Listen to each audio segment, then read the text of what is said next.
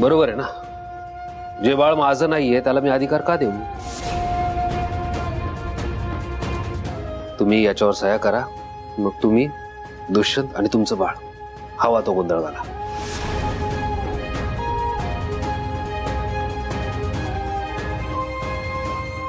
Sir, हो, काय बोलताय तुम्ही?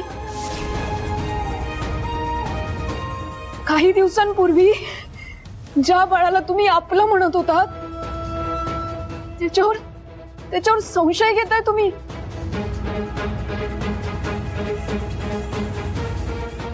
मणी सर, तुम्ही असं म्हणताय की हे बाळ हिस्सा मागेल?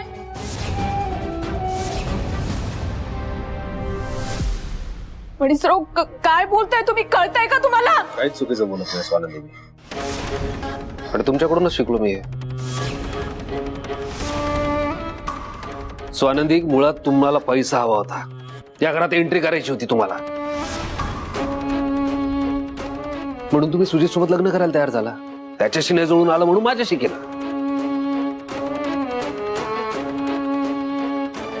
आणि नंतर तर अनपेक्षितपणे लॉटरीच लागली ना तुम्हाला. मी सरपोतदारांचा मुलगा आहे म्हटल्यावर तर चांदीच झाली. सुजितशी लग्न न होऊन तुमचे जे मार्ग बंद झाले होते ना, ते माझ्यामुळे सोपे झाले. स्वानंदी, मी तुम्हाला आता पुरता ओळखतो. सोडा, मला तुमच्याशी, तुमच्या या बाळाशी काही देणं घेणं नाहीये.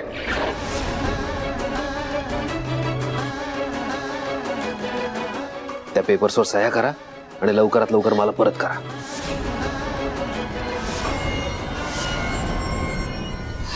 स्वानंदी, आनंदी, इथे इथे स्वानंदी, इथे मी पाणी आणते. प्लीज. सावकाश सावकाश सावकाश सावकाश, तिकडे सर. स्वानंदी, पाणी. दुष्यंत, स्वानंदी, काळजी घे. स्वानंदी,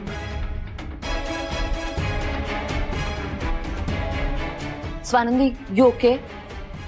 ठीक आहे आता? स्वानंदी, अगं तुला हल्ली चक्कर काय येतेय? हा, मणी, ही काय पद्धत आहे बोलायची? तिची अवस्था बघतोय काय झाली. तिच्या पोटामध्ये माझं बाळ आहे. पण ती माझी बायको आहे.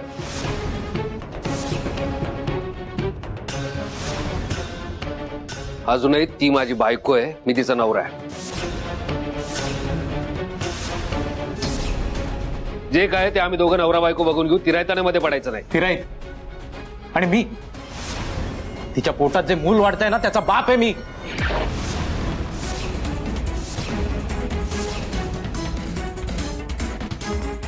आणि तू तिचा नवरा हे तुला सांगावं लागतं ना, यातच सगळं आलं.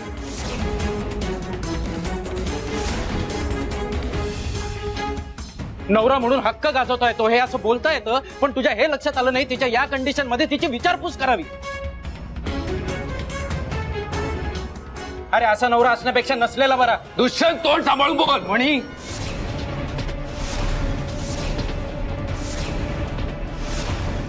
तुझ्यामुळे तिला जर काही झालं ना, किंवा माझ्या बाळाला काही झालं ना, तर याद राख, मी तुला जिवंत सोडणार नाही.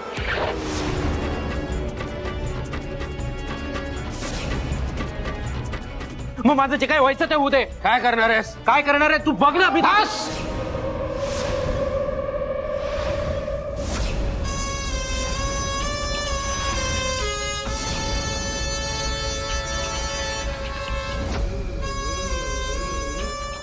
झाला तुमचा तमाशा.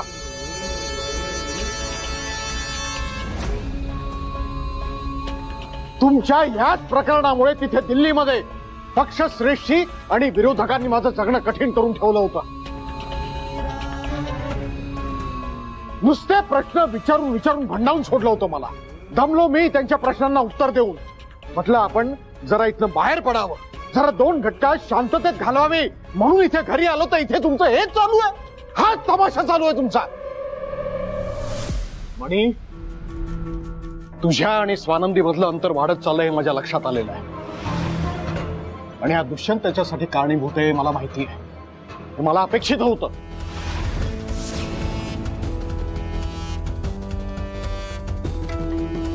अरे तुमच्या तिघांमुळे आपल्या घरच्या लोकांवर काय परिणाम होतो याचा कधी विचार केलात का तुम्ही?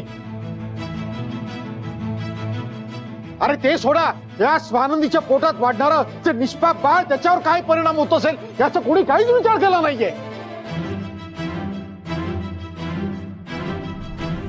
आणि मला असं वाटतंय की तू आणि स्वानंदीनं सामोपचारानं एकमेकांपासून दूर व्हावं.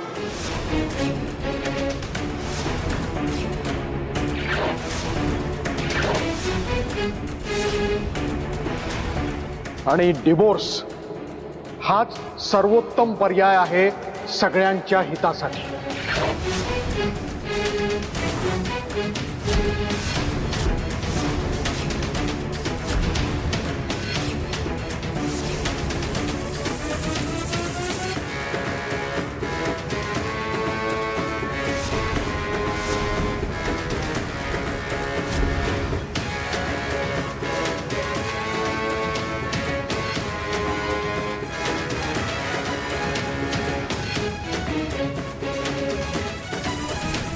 स्वानंदी, शांत राहा तू.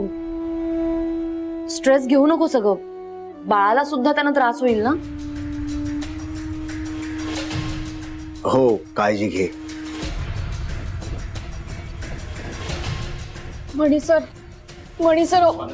थांबा. स्वानंदी सावकाश.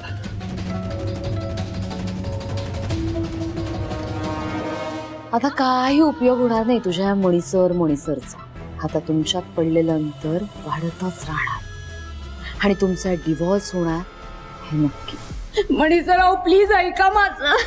स्वानंदी शांत हो. दुष्यंत, स्वानंदीला रूम मध्ये घेऊन जा आणि तिच्याकडे लक्ष दे. हो सर. चल स्वानंदी. मणी सर सावकाश.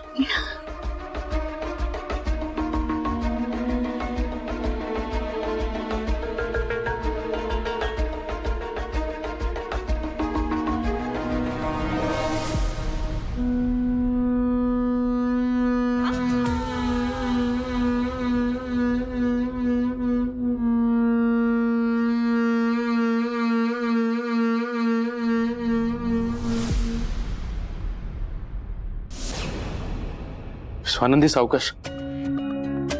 तू इथे बस. सावकाश. मी पंखा लावतो. हम जरा पाणी घेऊन येतो. हे घ्या.